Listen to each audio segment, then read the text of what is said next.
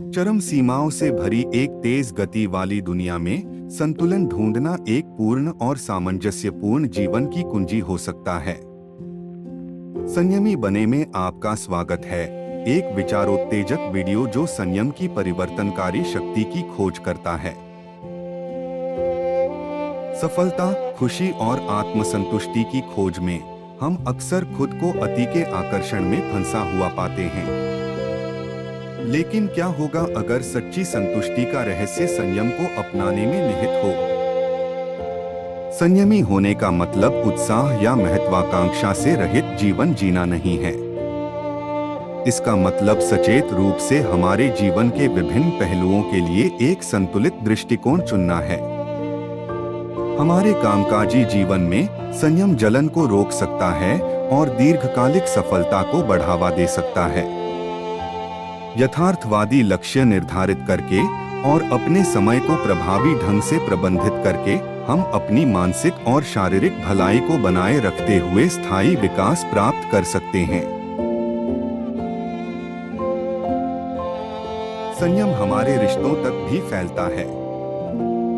सामान्य आधार ढूंढकर और सक्रिय रूप से सुनने का अभ्यास करके हम एक ऐसा पोषणकारी वातावरण बनाते हैं जो समझ और समझौते को बढ़ावा देता है।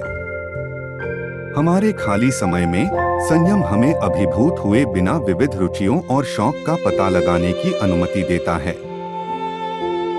यह वर्तमान क्षण में खुशी खोजने और हमारी आत्मा को पोषण देने वाली गतिविधियों को अपनाने के बारे में है। अंत में संयम हमारे शारीरिक और मानसिक कल्याण में महत्वपूर्ण भूमिका निभाता है। यह हमें संतुलित खानपान की आदतें अपनाने और आत्म देखभाल को प्राथमिकता देने के लिए प्रोत्साहित करता है। छोटे स्थायी परिवर्तन जीवन भर अच्छे स्वास्थ्य का कारण बन सकते हैं।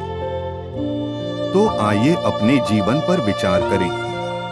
क्या हम एक अति से दूसरी अति की ओर भाग रहे हैं या हम सचेत रूप से संयम अपना रहे हैं?